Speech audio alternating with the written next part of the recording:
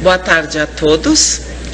Dando continuidade às palestras desta tarde, nós queremos apresentar o palestrante Dr. Sérgio Felipe de Oliveira. O Dr. Sérgio Felipe de Oliveira é mestre pelo Instituto de Ciências Biomédicas de São Paulo, atua nas áreas de neurociências, clínica médica e psiquiatria. É diretor clínico do Pineal Mind Instituto de Saúde, neurocientista e idealizador e diretor do projeto Uni Espírito. Com a palavra, o Dr. Sérgio Felipe de Oliveira com o tema Depressão, Ansiedade e Fobias. Não?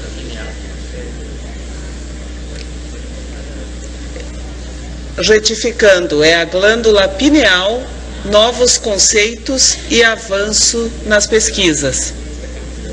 Boa tarde. Quero agradecer a oportunidade de estar aqui com vocês. Obrigado ao Dorival, toda a universidade aqui, pela possibilidade de estar falando. Eu vou expor para vocês alguns dados de minhas pesquisas.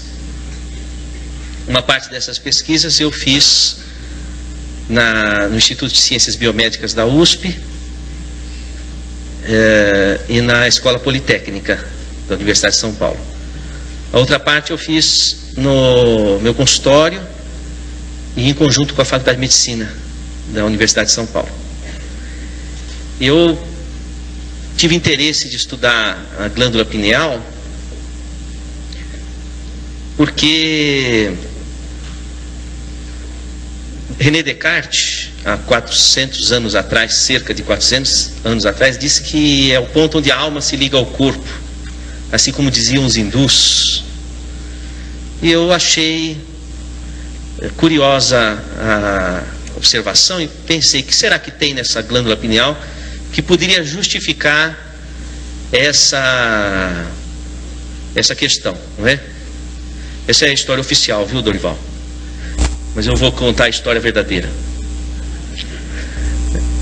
Eu vou seguir o conselho da Lucy e vou falar.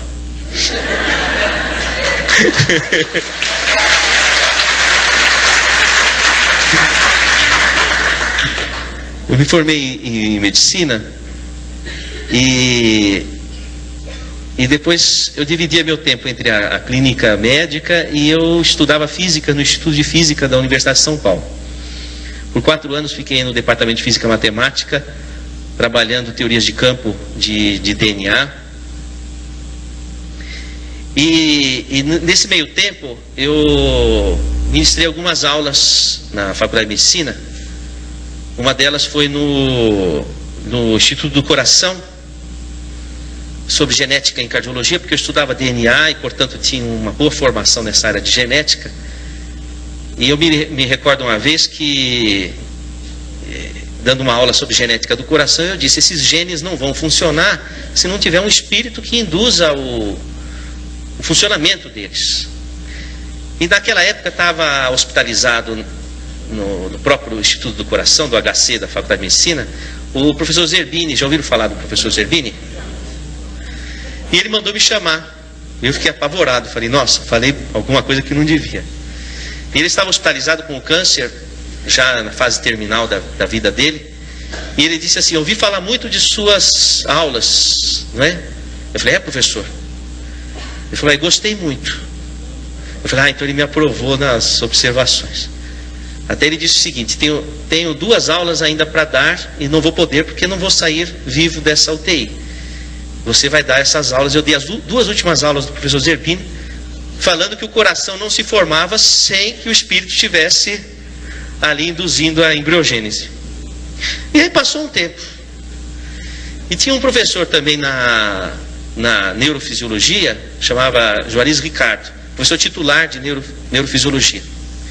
Ele, inclusive, que traduziu do russo a obra de Luria, que Luria, você sabe que foi o russo que fundou a neuropsicologia. E esse professor falava assim para mim, nós tomávamos café no centro acadêmico, dizia assim, Sérgio, tem um abismo entre a psicologia e a neurofisiologia. precisa de fazer algum gancho entre uma coisa e outra. E passou um tempo, o professor Zerbini desencarnou e o professor Juarez Ricardo também desencarnou.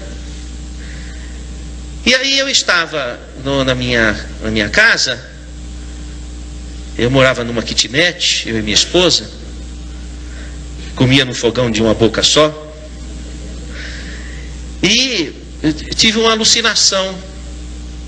Então apareceu o professor Zerbini e o professor Juarez Ricardo na minha sala, assim. Eu falei, nossa, eu preciso tomar um remédio, eu estou alucinando. E aí eles disseram assim para mim, você precisa estudar a glândula pineal. Eu falei, imagina estudar a glândula pineal, um órgão vestigial, tem que voltar para a anatomia. Eu estou na anatomística, não estou na anatomia. De jeito nenhum, não, você precisa estudar, você volta na universidade, vai no departamento de anatomia e vai estudar a glândula pineal.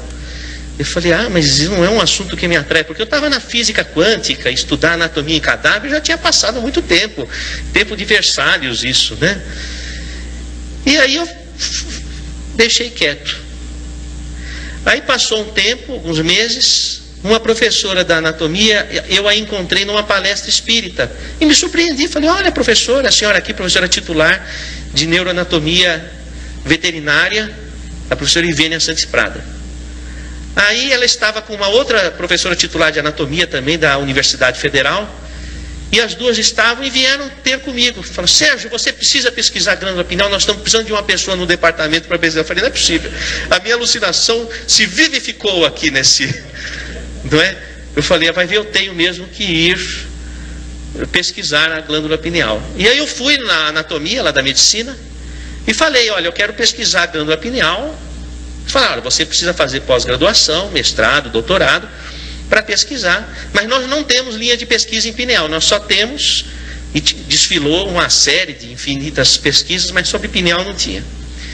Eu falei, não, mas para mim eu só vou fazer a pós-graduação se puder estudar pineal, porque eu vim aqui para estudar pineal, sem contar a história toda, porque eu achava que eu estava maluco, iam perceber que era verdade isso.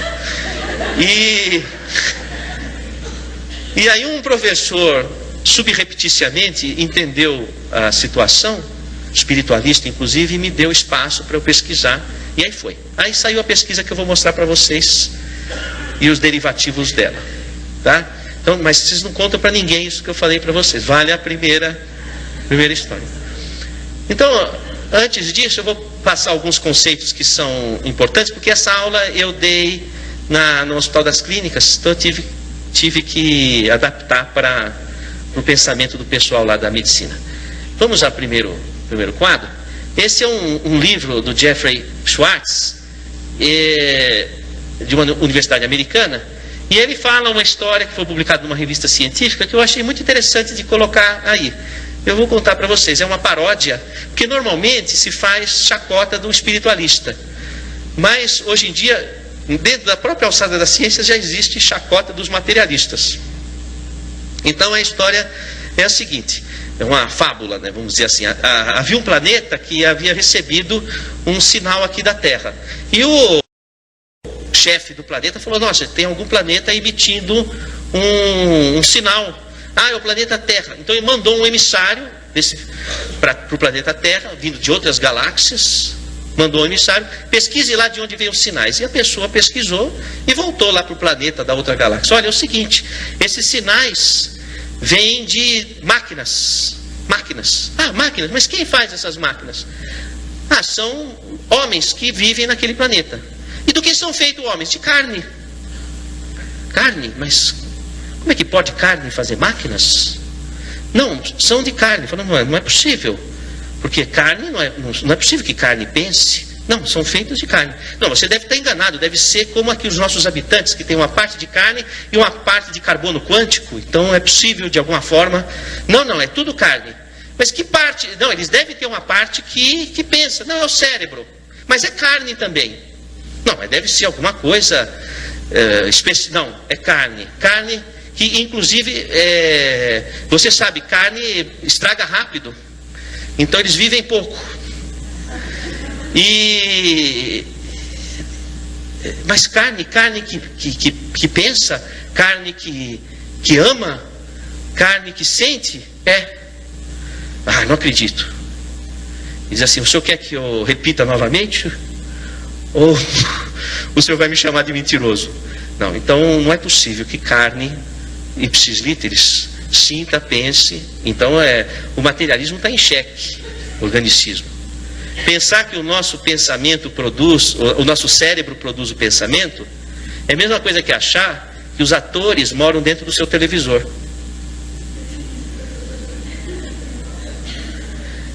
Então, sabe o que os cientistas têm feito? Bom, se lesa que era a área do cérebro, não tem mais aquele comportamento. Então, teu televisor quebrou um botão, já não tem mais a novela.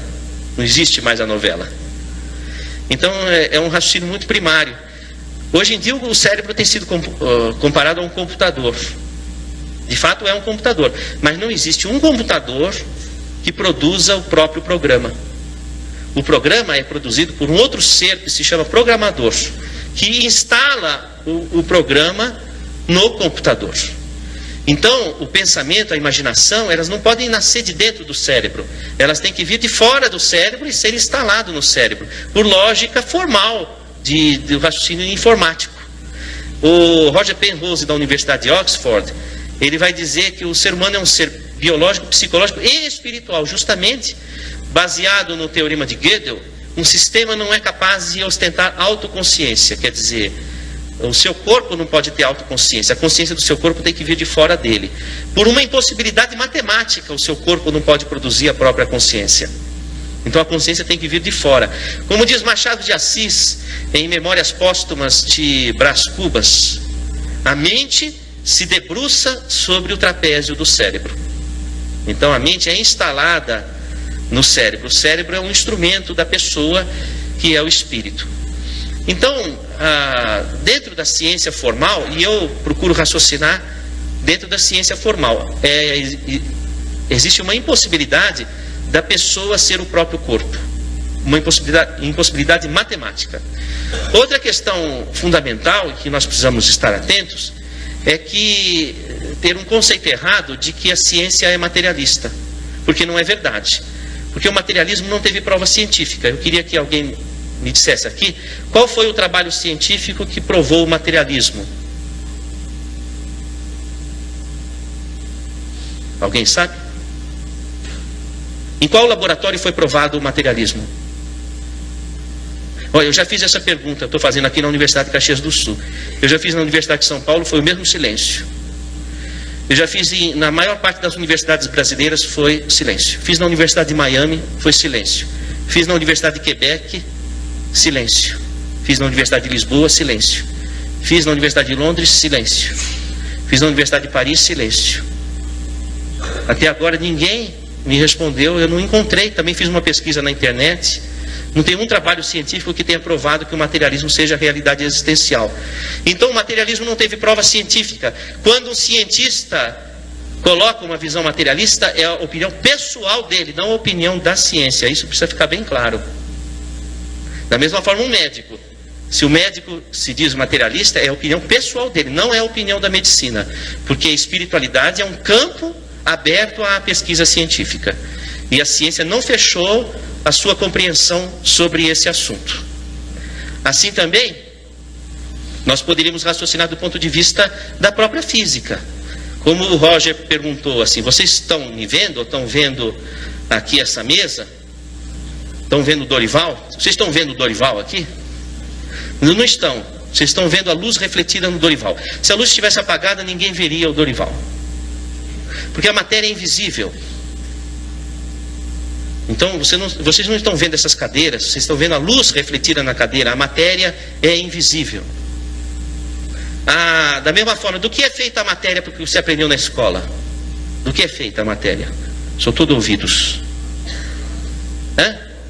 Átomos, isso. O que tem na superfície do átomo? Elétrons, isso, elétrons. O que acontece quando você aproxima um elétron do outro? Se repelem. Por que se repelem? Porque tem mesma carga. Dois ímãs de mesma carga se repelem, não é assim? Tá.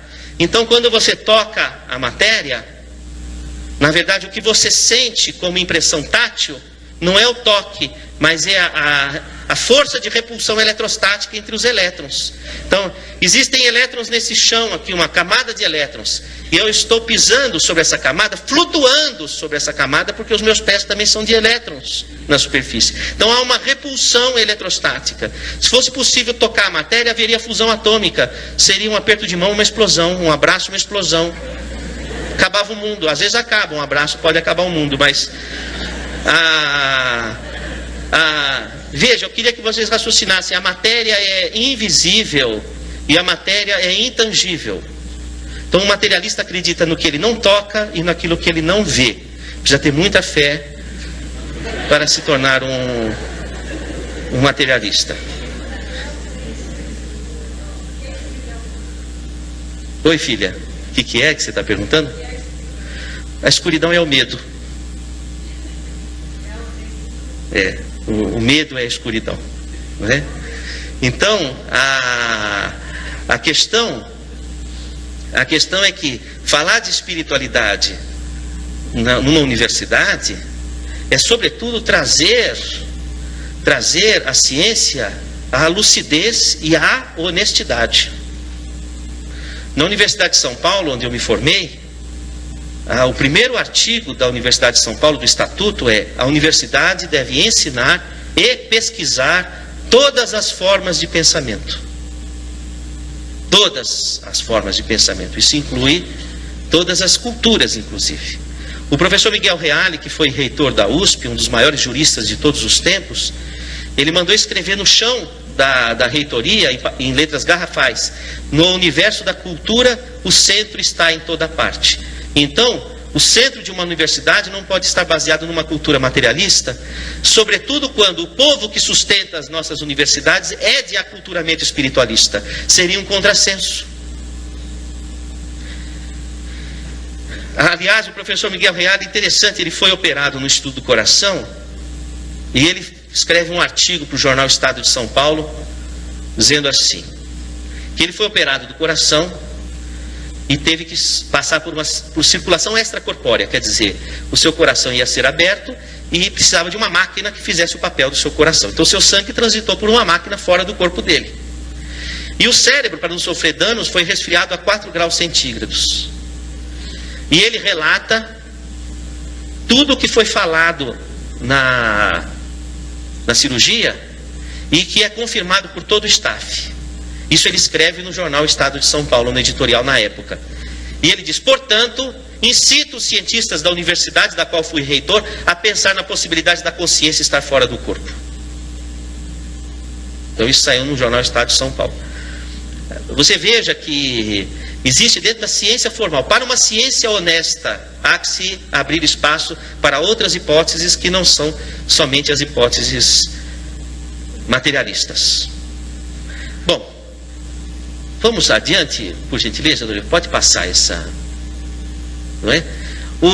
A própria Organização Mundial de Saúde vai colocar que qualidade de vida depende de aspectos biológicos, psicológicos, sociais e espirituais. Então, espiritualidade entra oficialmente dentro da medicina como um consenso da Organização das Nações Unidas. E mais do que isso, o Manual de Estatística de Desordens Mentais da American Psychiatric Association, a Associação Americana de Psiquiatria, vai colocar, num dos importantes capítulos sobre questões étnicas e culturais, o médico deve tomar cuidado para não diagnosticar erradamente como alucinação ou psicose casos de pessoas que dizem ver ou ouvir espíritos de pessoas já falecidas, porque isso pode não significar uma alucinação ou psicose. Então já começa a haver uma abertura para a hipótese espiritual, do ponto de vista factual, inclusive. E isso abre um espaço dentro do Código Internacional de Doenças que passa a reconhecer o estado de transe e a possessão por espírito como diagnóstico médico, salvaguardada a seguinte questão: é doença o estado de transe fora do controle da pessoa, mas não é doença quando esse estado de transe vem num contexto cultural ou religioso da pessoa. Quer dizer, estado de transe e possessão por espírito é hoje diagnóstico médico. Vamos ao Por gentileza, Dorival. Olha lá, ó. Item F44.3. E diz o seguinte: transtorno, estado de transe e de possessão. Transtorno caracterizado por uma perda transitória da consciência de sua própria identidade, associada a uma conservação perfeita da consciência de meio ambiente.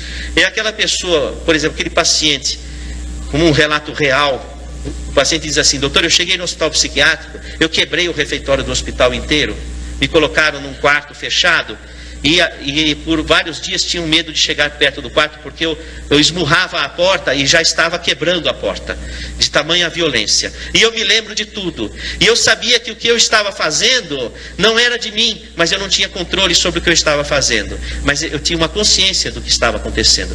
O que é diferente das psicoses primárias, onde a pessoa na essência tem uma esquizofrenia ou outros tipos de psicose. Por isso que o estado de transe e a possessão por espírito exclui esquizofrenia, intoxicação por substância psicoativa, síndrome pós-traumática, transtornos orgânicos de personalidade, psicóticos agudos e transitórios. Ou seja, é um diagnóstico nosológico único.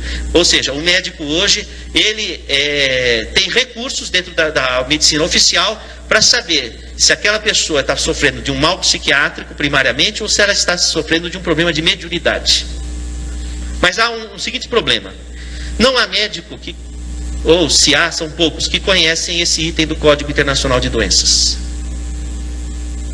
Uma vez eu estive conversando com o diretor-geral do Hospital das Clínicas da Faculdade de Medicina da USP e propus que tivesse algo de espiritualidade no curso médico. Aliás, há 2 meses foi aprovada essa proposta nossa, e hoje a Faculdade de Medicina da USP tem a matéria, a disciplina Medicina e Espiritualidade, que é oferecida à graduação da medicina.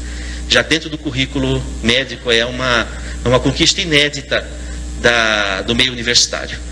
E esse professor, ele falou: Sérgio, não existe nada dentro da medicina que fale de espiritualidade ou de mediunidade, como é que você vai? Eu falei: professor, existe sim o Código Internacional de Doenças. Ele falou: mas aonde? Professor titular, professor-chefe do HC, 50 anos de medicina. Mandou a secretária buscar o Código Internacional de Doenças. Eu falei: abre no F44.3, professor. Ele abriu, ficou 10 minutos olhando, paralisado. Falou: puxa, é mesmo? Como é que eu não tinha visto? Não é? Eu queria perguntar aos colegas, honestamente, tem médicos aqui? Eu não estaria surpreso se você não conhecesse esse item do... Não conhecia, né? Não conhece. É? Não, eu não descobri, eu abri o livro para estudar.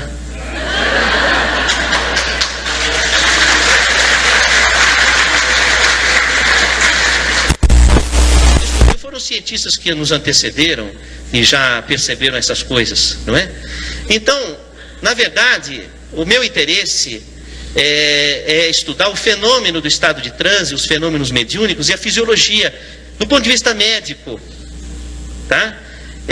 O que não descarta a necessidade de estudos por outras fontes. Eu até estava conversando com um colega aqui, dizendo que estudar espiritualidade precisa ser, mesmo na área médica, precisa ser estudado também por não médicos, porque o médico, ele fica amarrado com as determinações da academia. Você vê um pesquisador como o Godinho, ele transita com muito mais fluidez, então ele vai mais longe. Entende? O médico fica amarrado, não pode falar isso, não pode fazer aquilo, não pode fazer não sei o que. Então, às vezes você fica pensando, é melhor não ser médico, ficar livre, não é? Para poder... Então, precisa de haver pesquisadores não médicos para poder ir um pouco na frente, e depois o médico vai tentando encontrar os parâmetros com clareza, incorporando a oficialidade da medicina. Vamos, por gentileza, ao próximo. Esse é o DSM-4 que eu falei que tinha pronto, apresento-vos a glândula pineal, você tem uma dessa no meio da sua cabeça. E eu fiquei me perguntando qual seria a importância da minha palestra para os meus amigos aqui, porque não haveria sentido eu ficar falando feito um papagaio se não houvesse uma importância. E aí me ocorreu o seguinte, que talvez seja importante você saber o que você tem na sua cabeça. E aí valeria a pena a palestra de hoje. Então você tem uma glândula pineal, que não é como essa, ou talvez seja, não sei, vamos à próxima, por gentileza, Dorival. Essa outra é assim menorzinha. Depois eu vi que não tem uma pineal igual à outra. Eu dissequei vários cadáveres Não há uma pineal igual à outra. Grandes, pequenas, e não importa. Não é o tamanho que vai dizer se a pessoa é melhor ou pior. Eu já reparei que não tem a ver uma coisa com a outra. E a sua pineal é que não há nenhum exame que o seu plano de saúde cubra para você saber como é a sua. Mas depois eu posso ir pesquisar se você quiser.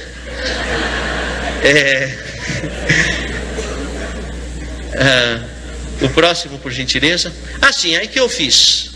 Eu peguei uma pineal, cortei no meio e pus no microscópio eletrônico.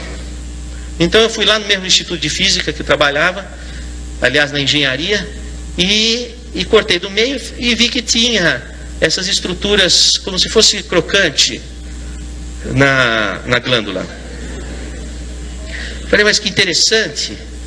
Vamos ver o que é.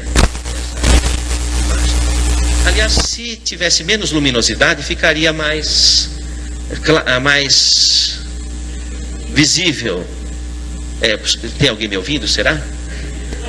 Ah, ótimo. Aí podia voltar então para... Voltar. Dá para ver o crocante um pouco melhor. São várias assim, né? Então, agora vamos novamente para... Aí, o que eu fiz? Eu percebi o seguinte... que havia, nossa, assim também. Tá bom. Na verdade, aquele crocante é o seguinte, é envolvido por uma... Tá vendo essas capas, não é? Não é? Como se fosse capas. São de tecido conjuntivo. Vamos ao próximo, por gentileza, Dorival. E tirando as capas, parecem amoras. Amoras. Depois, observando de mais perto, na verdade, tem a mesma forma que um cérebro, com circunvoluções, etc. Porque, na verdade, a pineal está mergulhada no terceiro ventrículo, no líquido cefalorraquidiano. E por pressão de vasos comunicantes, então essas estruturas elas sofrem uma pressão semelhante à que o cérebro sofre, elas acabam tendo um formato semelhante ao do cérebro. Próximo, por gentileza. E me chamou a atenção que essas estruturas estão em casulos. E eu não tenho as imagens aqui, porque são muitas imagens, mas na escola politécnica eu pude detectar que são apatita, cristais de apatita que nós temos no meio da cabeça. E depois até me veio, muitas vezes a pessoa falava assim para mim, eu não tenho bola de cristal? Tem. Você tem bolas de cristal no meio da tua cabeça. E eu falei, olha que coisa curiosa, por que haveria bolas de cristal no meio da cabeça? Daí fiquei me interrogando. E aí eu comecei a pensar que talvez essas estruturas, elas tivessem alguma função. Porque antigamente se pensava que a glândula pineal, ela degenerava com a idade. Degenerava e não tinha função. A não ser até os 13, 14 anos para a emergência da sexualidade e depois perdia a função. E se calcificava. Pois é, o que acontece? Com esse trabalho nós percebemos que na verdade não é que a pineal se calcifica, ela forma estruturas organizadas. Como por exemplo, quando nascem seus dentes, você não vai dizer que a sua boca calcificou. Formou dentes, que também tem o esmalte dentário de apatita também. Então não quer dizer que a sua boca calcificou, quer dizer que formaram estruturas funcionais. Então eu comecei a me indagar se essas estruturas não teriam função dentro do organismo. E estudando pela difração do raio-x e por outras técnicas, então foi que evidenciei que eram cristais de apatita. E esses cristais de apatita, eles provocam na glândula uma estrutura, formam na glândula uma estrutura que compõe como se fosse uma caixa de ressonância. Então, na verdade, a apatita, ela tem muito elétron na superfície, então ela repele campo magnético. Então, quando chega um campo magnético na glândula, bate num cristal e ricocheteia para o outro cristal. Bate no outro cristal e ricocheteia para o outro. Então, sequestra o campo. Como fosse seu telefone celular. Capta o campo com as informações do seu discurso e com as suas emoções e deixa guardado ali. E depois você pega o recado. Então, a pineal seria como fosse a caixa postal do seu celular. Ela capta vibrações do espectro eletromagnético que traduzem emoções de nossos pensamentos ou de espíritos do mundo espiritual ou telepáticos de outras pessoas, ativam ali e reagem no cérebro de formas as mais diferentes, imaginárias. Então, talvez por isso que os hindus tenham a glândula pineal como uma glândula da vida mental, do contato com o além. Assim também está colocado no livro Missionários da Luz, capítulo Epífise. Epífise é o sinônimo de glândula pineal, que é a glândula da mediunidade, porque ela capta o recado. Então é a antena de conexão, vamos dizer assim. Para você localizar na tua cabeça a pineal, como se você colocasse o dedo entre os olhos e fosse possível aprofundar até o meio da cabeça, está ali a pineal. Também você tem acesso por aqui por trás. Se você tem o cerebelo, tem aqui o cerebelo. Entre o cerebelo e o encéfalo, se você divulsionar e entrar, você cai na pineal aqui. Por isso que tem aquela história daquele fio, aquela ligação que ocorre aqui, porque a pineal, a pineal ela não está aqui, mas por aqui você entra, pelo cadáver você chega nela. Se você pegar, separar o cerebelo e olhar assim, você vê a pineal ali, não é? Então, outra coisa, pineal tem nos peixes, os peixes têm pineal. Aliás, quando o animal tem cabeça translúcida, a pineal tem células de retina. Por quê? Porque a pineal e os olhos têm a mesma origem. Então, por exemplo, um camundongo que tem cabeça translúcida, você encontra células retinianas, não é? Nós não, nós temos a cabeça impermeável à luz. Então a pineal é atingida pela luz pela retina dos olhos. Então, uma parte da luz que você capta pelos olhos vai formar a imagem, chegar no lobo occipital, onde é formada a imagem. Mas outra parte da luz que você capta não vai formar a imagem, são os efeitos não visuais da luz, que vão regular os ritmos do nosso organismo. Porque o nosso organismo precisa saber que horas que produz hormônio de crescimento, o cortisol, que horas que produz cada hormônio, o ritmo, tudo é coordenado pela pineal. Isso é sabido na medicina. Inclusive, existem hormônios que são regidos sabidamente pela lua. Isso é medicina alopática que fala. Então, por exemplo, como é que toda a gravidez de uma mulher, em média, tem 9 meses? Uma gravidez saudável, 9 meses. Que é exatamente um ano da lua. Como é que o organismo acompanha a lua assim, desse jeito? Porque a pineal capta emissões da lua e traduz em toda a hormonologia que é regida pela lua. É chamado Zeitberger lunar, que regula os hormônios reprodutivos e sexuais, não é? Quer dizer, ninguém vira lobisomem à luz do sol, vira ao luar. Também vai o quê? Cantar uma serenata, não é? Ao luar. Por quê? Porque os hormônios sexuais, eles são regidos pela lua. O ciclo de vigília e sono, o Zeitberger é o sol. Então entra o olho, capta a luz e avisa o organismo que está de dia ou está de noite. Quando está de noite, aumenta a produção de hormônio pela pineal. Quando aumenta a produção de hormônio da pineal, induz o transe de desdobramento. Porque você vai dormir, você tem que desdobrar, porque você não vai ficar ali. Você vai sair do corpo e vai fazer o que você quiser. Então, aí tem que acordar cedo também. Porque se você fica fora do corpo, os bons espíritos vão trabalhar. Se você fica ali fora do corpo até tarde, você fica sujeito a influências. Diz assim, Deus ajuda quem cedo madruga, não é? Então, a pineal regula esse ritmo, essa ritmicidade, de acordo com comandos que são chamados Zeitbergers. Em 1988, um pesquisador chamado Volhat e outros colaboradores descobriram que a pineal é um sensório que converte onda magnética em neuroquímica. Então aí nós temos todo um gancho de entendimento de vários fatores. Primeiro, se a pineal coordena o ritmo, ela lida com o tempo. É o único órgão do corpo que lida com o tempo. E o tempo é a 4ª dimensão, e a dimensão é espaço-tempo. Então é outra dimensão. Então é um órgão que lida com a outra dimensão. Outra coisa, sabidamente a pineal é um sensório magnético. Deve ser por conta desses cristais, porque eles são diamagnéticos. Então está aí outro gancho. Então possivelmente o transe mediúnico, a ligação se dá por contato magnético, como fosse o telefone celular, só que com um espectro magnético diferenciado. Então quando diz que a pessoa recebeu um espírito, não é que tem um espírito dentro dela. Como não tem, o radialista não mora dentro do seu radinho, mas é por emissão. O único jeito de um espírito entrar dentro do seu corpo é se você ficar grávida. Aí tem um espírito dentro do seu corpo, não é? A gravidez é a incorporação de um espírito e materialização, uma sessão espírita, a gravidez. A transa é um transe. Incrível, não? Eu não quero estragar o barato de vocês, mas eu tenho que admitir que é uma realidade. E incorpora o espírito. Tanto que a mulher, por exemplo, quando ela está no pré-menstruo, ela está com o corpo igual de uma grávida. Ela está com os seios engurgitados, o útero com o endométrio volumoso, pronto para receber o embrião. Ela está com hemodiluição, ela está com edema cerebral, vamos dizer assim. Ela está como se estivesse grávida. À espera do quê? De receber um espírito que iria se materializar dentro do seu útero. Na falta de um desses, ela recebe qualquer um, ela fica louca.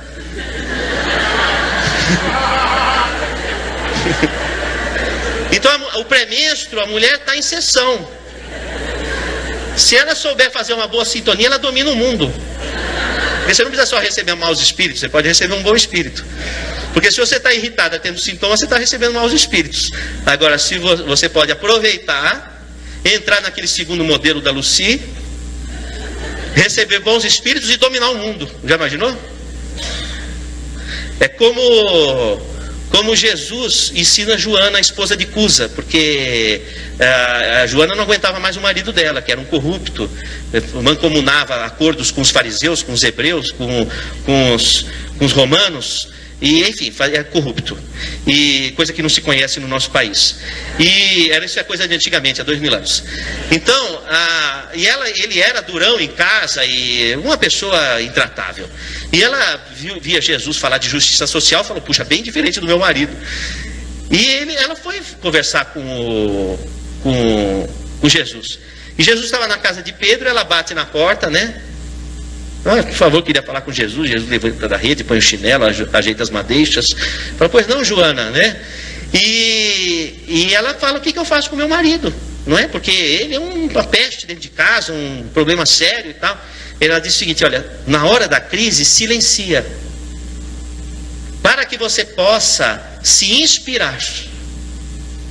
E aí você saberá dizer o verbo doce ou enérgico, conforme a circunstância. Então ele estava ensinando a Joana a entrar numa sintonia boa para poder agir. Porque normalmente a mulher no pré-menstruo, ela vai na onda do reagir. Então ela fica irritada, ela fica... Agora, se ela se recolher, se inspirar, ela vai agir, ela vai atuar de forma transformadora. Então esse é um momento fisiológico do transe. Você sabe que nos homens não tem estudo, porque não se estuda os homens, só se estuda as mulheres. Agora que começaram a fazer estudos dos homens, é o machismo dentro da ciência. E de fato é mesmo. Então se conhece pouco sobre a fisiologia reprodutiva masculina, vamos dizer assim, frente ao que se conhece da mulher. Mas, voltando, vamos projetar o próximo... uma coisa interessante. Então eu fraturei um cristal e percebi o seguinte, que eles apresentam lamelas concêntricas, como se fosse uma cebola. Tá vendo a tampinha aqui, ó? Um amigo meu me perguntou, Sérgio, como é que você conseguiu fazer um cortezinho numa estrutura submicroscópica? Eu falei, eu não sei, foi um acaso. Não é possível, o acaso não vai produzir uma coisa tão certinha. O corte e a tampinha. Eu falei, então foi o professor Zerdini e o Juarez Ricardo que fizeram. Porque ninguém entendia como é que pode se fotografar. Olha, isso daqui está aumentado, você tem que multiplicar por 3. Está aumentado 6.900 vezes. Então é muito pequeno. Então não é impossível fazer um cortezinho e a tampinha ficar do lado ali para mostrar que foi feito um corte, né? E aconteceu esse milagre, vamos dizer, para demonstrar. Vamos ao próximo, Dorival, por gentileza. Aqui eu fiz um raio-x de um cristal. Tá vendo? Ele apresenta lamelas, tá? Não parece um tronco de árvore cortado? Porque ocorre o seguinte, toda estrutura que é regida pelo Sol, o que acontece é o seguinte, ele tem esse tipo de padrão. Lamelas, por exemplo, a idade de uma árvore não se sabe pelos gomos, nos anéis do peixe também, não é assim? Então aqui também você sabe a idade da pessoa pelos gomos, por esses anéis, eu quero dizer, como disse o colega. Então, e é até interessante que essas fraturas aqui não é parecido com fratura de tronco de árvore, e é natural mesmo, é como se fosse mesmo uma... Vamos ao próximo, por gentileza, Dorival. Aqui já é uma pessoa, quer dizer, a pessoa já estava no mundo espiritual, eu tirei isso depois que a pessoa morreu. E não morreu por causa disso, morreu por outras causas. Essa daqui era um corpo de uma pessoa de 80 anos. Não é diferente o cristal? Ele tem muitas lamelas finas e que se acavalam, porque tem tantas, já tem 80 anos, são muitas lamelas e finas, e se acavalam. Então, na verdade, eu percebi o seguinte, que não é... a pineal de uma pessoa jovem pode estar cheio de cristais de apatita. Não é a quantidade de cristais, ou seja, não é o padrão de biomineralização ou de calcificação que indica a idade. Porque antigamente se pensava, fica velho, a pineal calcifica. Não é assim não. Pessoa jovem, muito jovem aqui, está cheio de cristais na pineal, então ela parece calcificada, entre aspas, vamos chamar de biomineralização, porque é uma estrutura funcional, e são pessoas jovens. Então, na verdade, o que indica a idade é como é o cristal, quantas lamelas ele tem, indica a idade da pessoa. Vamos ao próximo, por gentileza.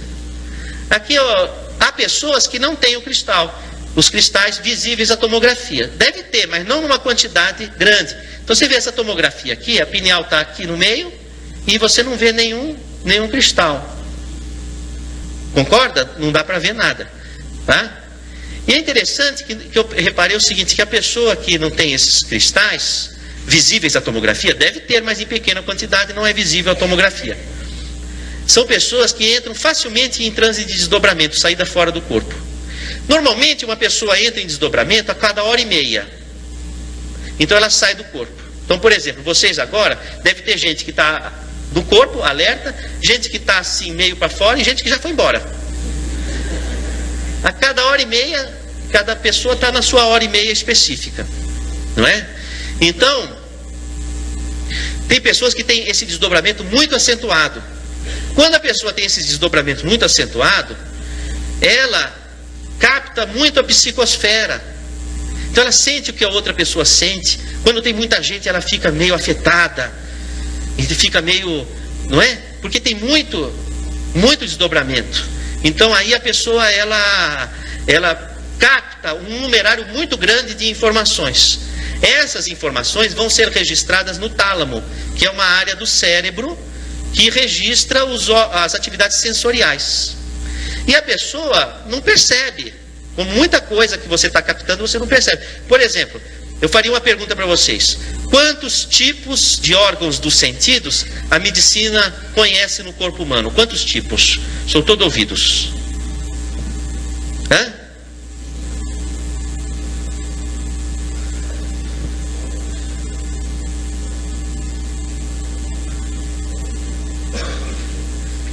Quem estudou aqui no livro Histologia Básica de Junqueira e Carneiro? Levanta a mão.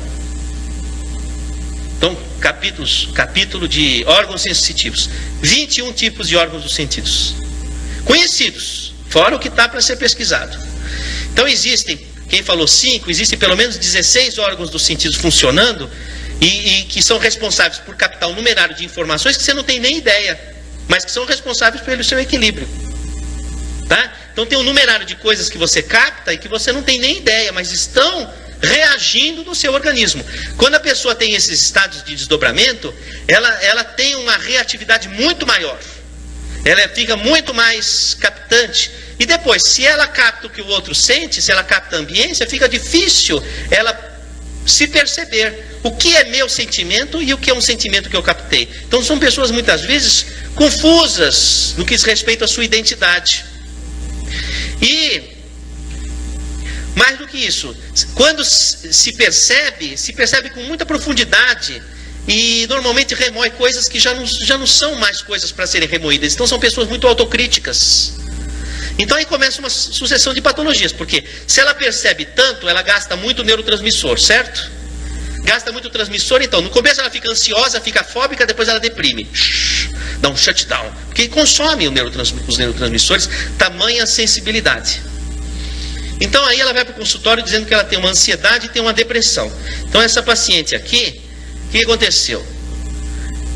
Foi dado lá, isso aqui é um relato, eu fiz questão de colocar o que ela me escreveu, literalmente, ela me mandou pelo computador uma folha. Doutor, esses são os remédios que eu tomei. Falou que Fluoxetina e Prozac é a mesma coisa, que é Effexor, Venlafaxina.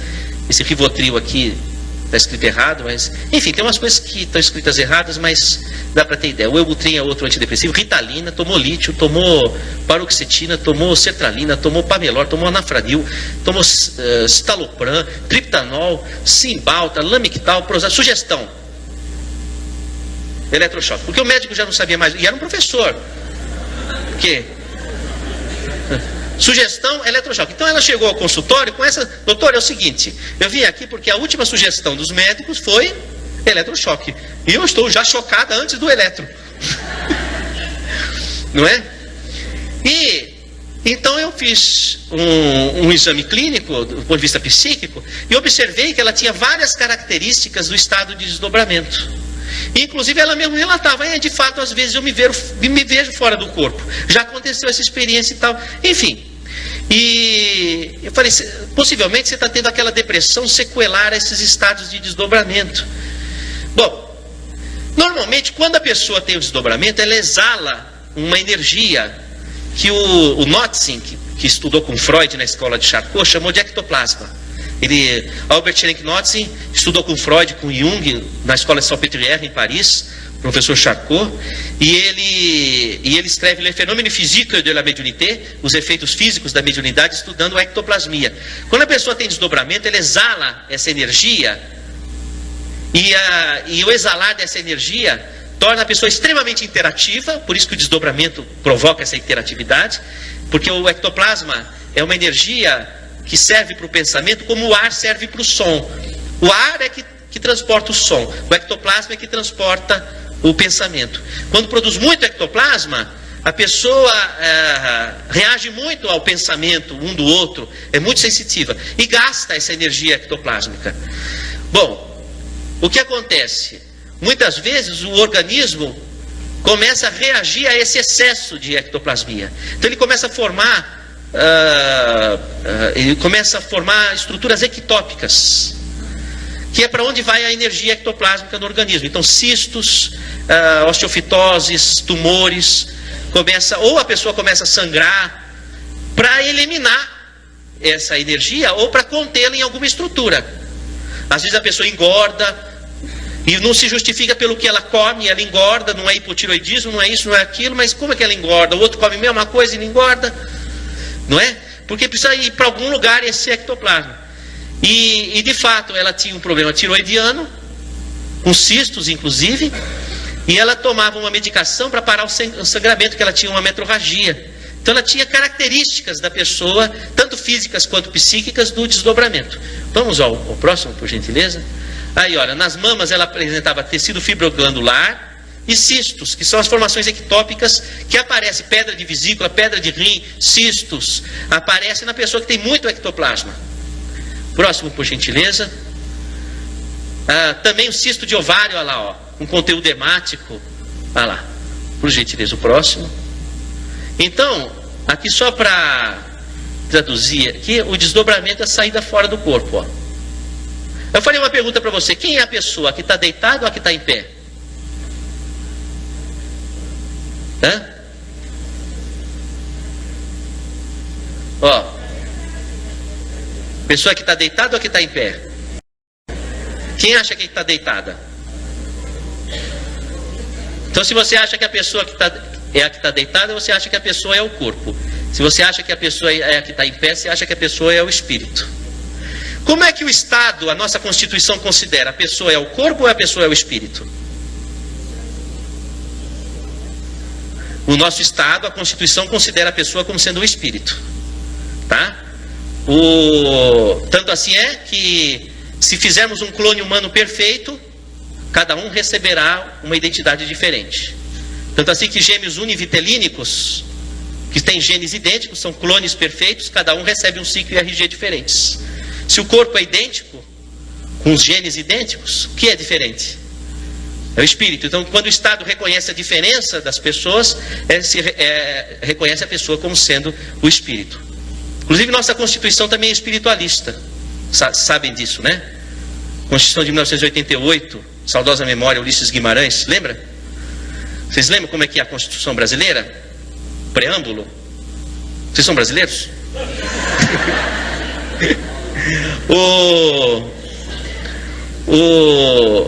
Diz assim, na introdução: o Brasil deve pautar suas relações pela paz, diplomáticas pela paz, etc, etc, etc e tal. Portanto, em nome de Deus, promulgamos a seguinte Constituição. Quer dizer, não acreditar em Deus é anticonstitucional. Tá? Bom, então isso daqui é o estado de desdobramento. O Estado reconhece a pessoa como sendo o espírito. Não é? Vamos ao próximo. Oi, filha. Pois diga.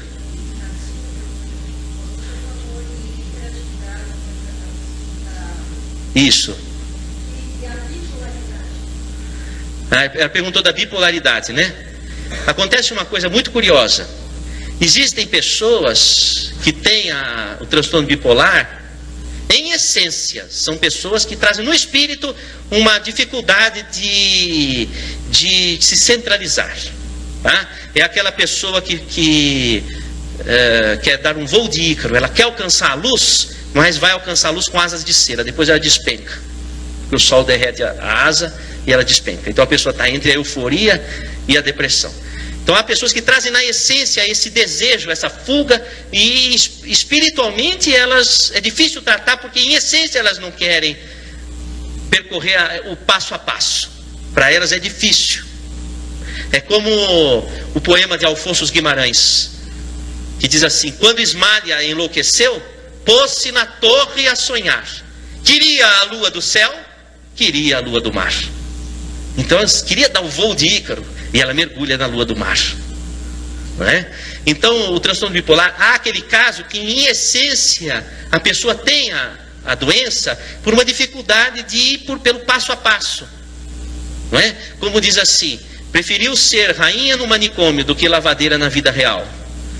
Então há essa dificuldade. Agora, há pessoas que apresentam uma mediunidade muito acentuada, que não foi trabalhada, e a pessoa, porque a mediunidade é como uma árvore, vai abrir uma copa para o além. Você sabe que a árvore é um ser astrofísico, ela depende dos astros, do sol, da lua, para poder se desenvolver. Então a copa se abre para o além, mas não abre uma copa se não tiver boa raiz.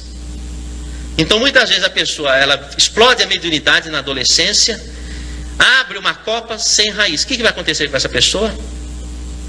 Ela não consegue sustentar a sua identidade, porque ela capta uma porção de identidades e não consegue sustentar a sua. O primeiro espírito que você precisa receber é você mesmo. Por isso que a Lucy o que a Lucy está fazendo? Procurando receber ela mesma. Já recebeu tanto espírito a vida toda? Agora está na hora de receber ela mesma. É formar a raiz.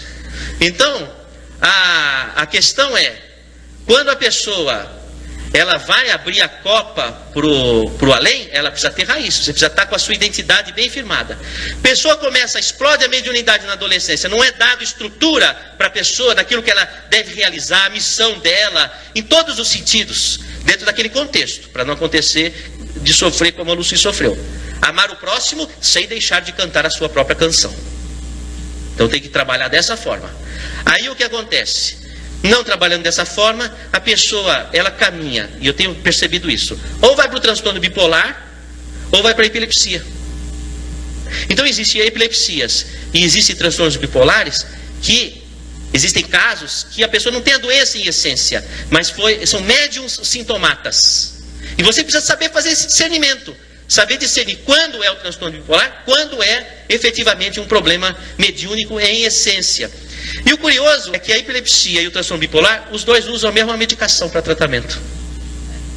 É curioso. E a medicação que é usada nos dois, da epilepsia e no transtorno bipolar, tira uma pessoa do transe. Porque se você tomar um LSD, você entra em transe.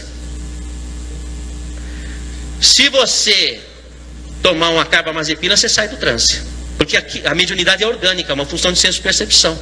Você pode facilitar ou abrir, usando química. Qual é o problema das drogas? O problema das drogas é que a mediunidade está presente na maior parte das pessoas, em escala acentuada. Isso não é trabalhado na nossa sociedade, a pessoa fica explodindo, ela vai para as drogas, vai para o álcool. Porque nós nascemos para transcender. Então a mediunidade ela é essencial como a inteligência, a emoção, é o nosso contato com o devir, é o nosso contato com o além. Então nós nascemos com esse dom. Inclusive Santo Agostinho, ele que almejava a felicidade, ele dizia: a felicidade está quando a pessoa consegue cumprir as bem-aventuranças do Senhor na montanha. Bem-aventurados os humildes, porque deles será o reino dos céus. E assim vai, as bem-aventuranças puros de coração, os mansos e pacíficos. Mas ele dizia: não é possível se cumprir as bem-aventuranças se não tivermos o dom espiritual, ou seja, a mediunidade, que é o que nos permite um contato com a espiritualidade de luz, local que ainda não estivemos, porque nós já estivemos nas sombras, mas não estivemos ainda na luz. Então como é que você vai ter o desejo de estar na luz, que é um lugar que você nunca experimentou? Mas você pode experimentar, você pode sentir o êxtase do paraíso, vamos chamar dessa forma, se você tiver o dom mediúnico permeável a isso. E aí você vai ter o anseio de progredir. E aí você consegue cumprir as bem-aventuranças. Então a mediunidade, ela é um elemento essencial. Se a pessoa não usufrui e não trabalha esse dom segundo o mecanismo da árvore que eu falei, raiz, copa, a pessoa ela se desestrutura. E nós nascemos, nosso organismo nasceu com essa porta aberta. Nós temos uma porta de entrada, que é o hipotálamo, são os hormônios, as enzimas que nos conectam aqui, mas nós temos a porta de saída, que é o cone que vai da pineal ao lobo frontal, é a expansão do nosso devir. Aqui é onde é produzido o ectoplasma. Parte do ectoplasma, esse é da mitocôndria, as nossas células todas têm mitocôndrias, para onde vai o oxigênio que você respira. Respira. Foi para as mitocôndrias. Respirar já não vai ser mais a mesma coisa para você. Então, lá o oxigênio vai servir para combustão energética, para produzir energia. Porque você sabe que o oxigênio é um elemento de combustão. Não é quem que descobriu o oxigênio? Foi o Lavoisier. O Lavoisier, ele trabalhava na casa de pólvora. Ele queria saber como que descobriu o fogo. Porque uma coisa que ele não queria na casa de pólvora era fogo. E aí ele descobre o oxigênio. Então, o oxigênio vai produzir, vai entrar em contato com o metabolismo, vai produzir energia. Então, parte dessa energia vai se juntar com a energia vital, que já vem pelo oxigênio, porque quando a planta capta o oxigênio para fazer a fotossíntese, ela capta também a luz do sol, e a luz do sol vem com o prana, que é a energia vital. E a planta vai acoplar o oxigênio ao prana. Então quando você respira o oxigênio, você já respira com o prana. Então vem o prana aqui para dentro da mitocôndria e se junta com a produção calórica e forma o ectoplasma. Então o ectoplasma é um produto do prana, que é uma energia espiritual, e de uma energia metabólica biológica. Por isso que o ectoplasma, ele é uma energia que permeia a comunicação entre o mundo espiritual e o mundo corporal, porque ele tem as duas fontes. Então ele permeia. Então aqui é produzido. E o interessante é que os cristais da pineal começam a ser formados a partir da mitocôndria. É a partir dali que começa a formar. Então tem até uma coincidência nesse sentido. Próximo, por gentileza. Aqui é o seguinte: fazendo uma tomografia funcional de um paciente em desdobramento, ele apresenta um aumento de circulação aqui na região da pineal e do tálamo. Ó, tá vendo? Ó? Veja, pineal faz parte do tálamo, pineal é epitálamo, tá? Faz parte dessa região do tálamo. Então, essa região aqui está aumentada. Vamos ver o próximo? Ó que engraçado, isso aqui foi feito lá no Hospital do Coração. Olha o que o radiologista vai escrever: estudo tomográfico por emissão de pósitrons com SPECT sem evidência de anormalidades metabólicas significativas em tecido cortical. Tá tudo bem, ele não tem doença. Discreto aumento do metabolismo regional de glicose em tálamos. Aí ele pergunta: o que é isso? É variação do normal? Porque o que acontece? A pineal dele está ativada e ele fala: mas o que é isso? Porque não é doença, mas também não é normal. Porque né, ele não está entendendo. É a mediunidade da pessoa ativa. Fui claro nessa questão? Tá? Próximo, por gentileza. Esse daqui é um paciente meu também, mas que na época não tinha esse exame aqui no Brasil, nós fizemos nos Estados Unidos, o mesmo resultado, tá? Aqui a região da pineal, ó, incrementada. E o interessante é que ela tinha fenômeno de clarividência, porque o occipital é que está aberto, mas o frontal não está. O lobo frontal, ela não tem crítica do que está acontecendo. Então é uma mediunidade sem consciência, tá? Próximo, por gentileza. Aqui, vocês veem os cristais aqui, ó, tá vendo o pontinho branco? Já é uma moça que tem os cristais em grande quantidade. Normalmente, quando aparecem esses cristais, a pessoa tem mediunidade de incorporação, porque os cristais atraem a onda magnética, né? Que nem os telefones celular. Então aí é a incorporação. E o curioso é o seguinte: no fenômeno de incorporação, a pessoa ela tem aumento de fluxo sanguíneo na cabeça e pode ter dor de cabeça. Curioso que o Jung, o psiquiatra suíço, ele do primeiro volume, segundo capítulo de Obras Completas, ele fala que a médium entrava em transe e depois sentia fortes dores de cabeça. E ele examina o coração e o pulso para tentar entender o que estava acontecendo. Olha, veja que curioso. Doppler transcraniano, aumento de velocidade de fluxo acompanhado de índices de pulsatilidade normais e sistema carotídeo bilateralmente. Em especial, aumento de velocidade da cerebral média bilateralmente. Circulação vértebro-basilar bilateralmente, sinais de elevação de velocidade como um todo, sem padrão segmentado, notadamente basilar distal, com índices normais de pulsabilidade. O sistema vértebro-basilar, que vai originar a artéria cerebral posterior, que irriga a pineal, está com fluxo aumentado. Pois não.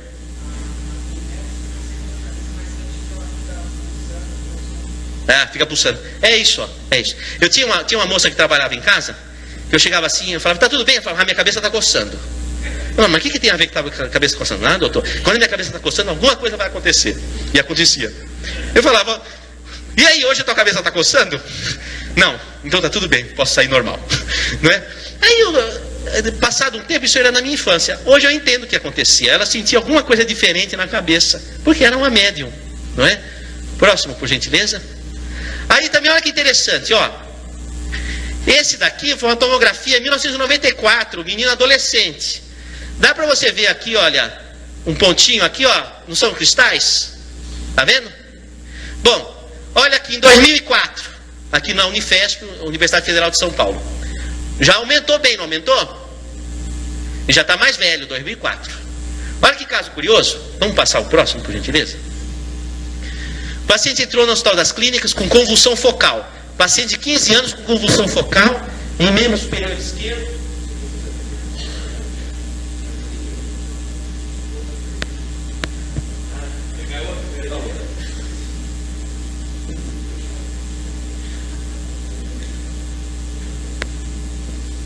Aí, frequentes há mais ou menos um mês. Cefaleia persistente. Eu não falei para vocês? Ele não tem um cristal médio de incorporação? Cefaleia persistente, não falei? Não é? Há exceções. Pessoa que tem um cristal, mas sofreu cirurgia cardíaca, cirurgia cerebral, ou usou droga, usa álcool. Uma forma, mulher com perfil de mediunidade de desdobramento, fez aborto, fica com mediunidade de incorporação. Então, paciente de 15 anos com convulsão focal, membro superior esquerdo, frequente, uma cefaleia persistente. Eletroencefalograma, foco sharp lento, frontotemporal direito, que é característico do estado de transe, com alteração, lentificação de onda em lobo frontal. Crânio normal. Vamos ao próximo, por gentileza. Aqui é o seguinte. A doutora Mônica Haddad, minha colega de turma, é uma expert em neurologia, hoje é uma cientista renomada internacionalmente. Naquela época, olha, paciente acima, que é o mesmo paciente, o Conrado, eu falo o nome dele porque ele me permitiu e o caso dele já é público, tá? Tá certo? Depois vocês vão entender por que o caso dele é público. Paciente acima teve quadro sugestivo de pré-síncope, que é a epilepsia, quase, né? Fenômeno miotônico a esclarecer. Já não estava entendendo. Ele tinha crises epiléticas, mas estava meio estranha essa crise dele, não é? Por favor, faça um scanning desse paciente para ajudar no diagnóstico diferencial, porque não estou entendendo o que está acontecendo. E ele está tomando remédio, Idantal, Tegretol, e vão tentando, não é? E aí esse paciente nos procurou, não é? E nós demos um encaminhamento para ele. Vamos ao próximo. O que era o caso? Olha lá, ó, a epilepsia dele, o que se tornou. Agora você imagina se não tivesse passado por um diagnóstico lúcido, que considerasse o estado de transe. Ia ser um epilético a vida toda. Não ia. Agora olha que maravilha. Uma mediunidade tão maravilhosa, saiu na revista o caso, porque um menino desse, com mediunidade de cura, manifestações fora de série, ajudou muita gente e ajuda muita gente, anonimamente, porque ele não tem interesse pessoal, não cobra nada, ninguém, vocês nunca ouviram falar dele porque é anônimo, mas ajuda muita gente, né? Vamos ao próximo. E finalmente, hemos de considerar que a nossa anatomia corporal vai além do que os seus olhos podem ver, e a medicina vem descortinando todo esse jogo de energias que nos conecta com o além. Fica aí estas digressões para a nossa reflexão, para que nós possamos, como incentivo para o estudo, sobretudo para o melhor entendimento dos problemas que nós sofremos. Muito obrigado pela atenção.